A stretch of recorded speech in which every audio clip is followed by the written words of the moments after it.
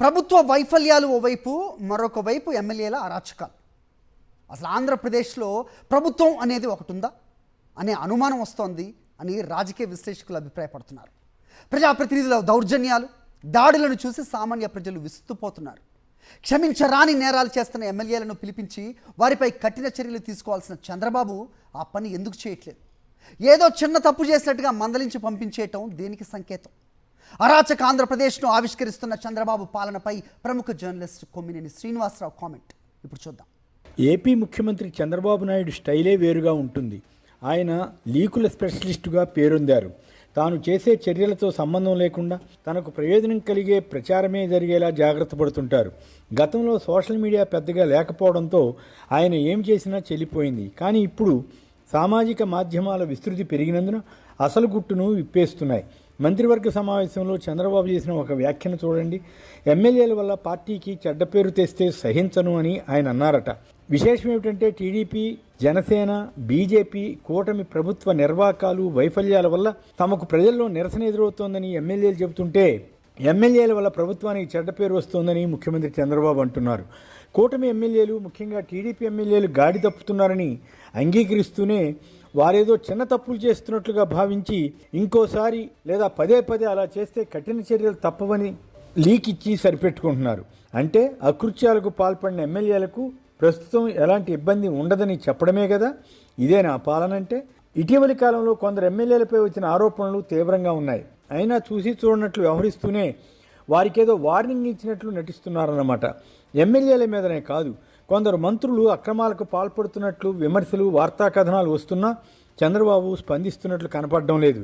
నెల్లూరు జిల్లాకు చెందిన ఒక రౌడీ షీటర్, జీవిత ఖైదు అనుభవిస్తున్న శ్రీకాంత్ అనే వ్యక్తికి పెరోల్ ఇచ్చిన తీరు కలకలం రేపింది.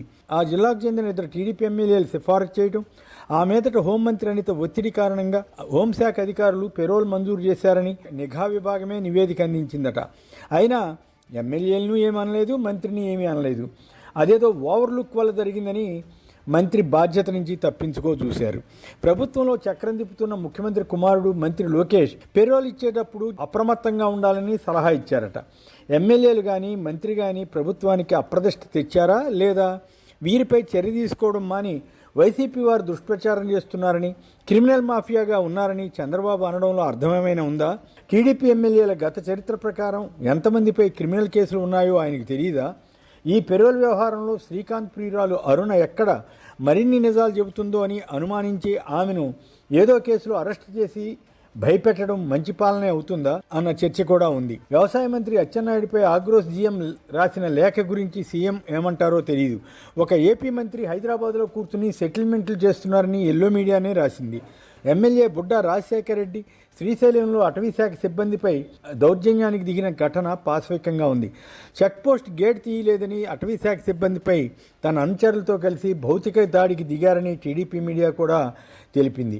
తప్పనిసరి పరిస్థితుల్లో బుడ్డా రాజశేఖర రెడ్డిపై కేసు పెట్టారు కానీ బెయిలబుల్ సెక్షన్లు పెట్టి సరిపెట్టారట.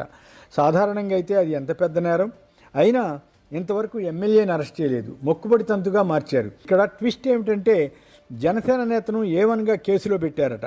దాంతో టీడీపీనే కాకుండా టీడీపీ వారి కేసులను కూడా జనసేన మొయ్యాలా అన్న జోకులు వస్తున్నాయి. అటవీ శాఖ మంత్రి పవన్ కళ్యాణ్ కమిటీ వేశారట. అంతే తప్ప ఆ ఎమ్మెల్యేని ఒక్క మాట అన్నట్లు కనిపించలేదు. అదే తమకు గిట్టని వ్యక్తులు, తమ అరాచకాలకు మద్దతు ఇవ్వని జర్నలిస్టులపై సైతం చిన్న తప్పు చేసినా, అసలు తప్పు చేయకపోయినా ఏదో ఒక తప్పుడు కేసు పెట్టి 10 సెక్షన్లు రాసి బెయిల్ రానివ్వకూడదన్న లక్ష్యంతో జైలుకు పంపిస్తుంటారు. దీన్నే మంచి ప్రభుత్వం అనుకోవాలన్నమాట. తన పార్టీలో ఉంటే ఎంత తప్పు చేసినా పునీతుడైపోతాడు. అదే వేరే పార్టీ వారైతే నోటికొచ్చిన దూషణలు చేస్తుంటారు. జూనియర్ ఎన్టీఆర్ను, ఆయన తల్లిని దూషించారన్న అభియోగాలు ఎదుర్కొంటున్న అనంతపురం ఎమ్మెల్యే దగ్గుబాటి వెంకటేశ్వర ప్రసాద్పై ఎందుకు చర్య తీసుకోలేకపోయారో ప్రభుత్వ పరంగా కానీ టీడీపీ పరంగా కానీ వివరణ ఇవ్వలేదు. ఆమదాల వలస ఎమ్మెల్యే కోన రవికుమార్, తిరువూరు ఎమ్మెల్యే కొలికిపూడి శ్రీనివాస్, గుంటూరు తూర్పు ఎమ్మెల్యే నసీర్, శ్రీకాళహస్తి ఎమ్మెల్యే సుధీర్ రెడ్డి తదితరులపై వచ్చిన అభియోగాలు ఏమీ చిన్నవి కావు. అయినా వారిని ఎవరూ టచ్ చేయలేరు. అరాచకాలకు పాల్పడుతున్న ఎమ్మెల్యేలను కంట్రోల్ చేసే బాధ్యత ఇన్ఛార్జి మంత్రులదేనని సీఎం చెప్పారట. అసలు మంత్రుల మాట వినే ఎమ్మెల్యేలు ఎవరు అన్నది చర్చ. ఇన్ని జరుగుతున్నా చంద్రబాబు ఇచ్చిన సందేశం ఏమిటో తెలుసా? ఇలా ఎమ్మెల్యేలు, మంత్రులు చేస్తున్న అక్రమాలపై ప్రచారం జరగరాదట. ప్రభుత్వం చేసే మంచిపైనే చర్చ జరగాలట. నిజమే, ప్రభుత్వం ఏదైనా ప్రజలకు ఉపయోగపడే పని చేస్తే ప్రచారం ఆశించడం తప్పు కాదు. కానీ మంచి జరిగినా జరగకపోయినా అన్నీ జరిగిపోతున్నట్లు ప్రచారం జరగాలని కోరుకోవడమే ఇక్కడ ఆసక్తికరమైన అంశం. ఎమ్మెల్యేలను మందలించినట్లు కనిపిస్తే వారు చేసిన తప్పులన్నీ ఒప్పులైపోతాయా?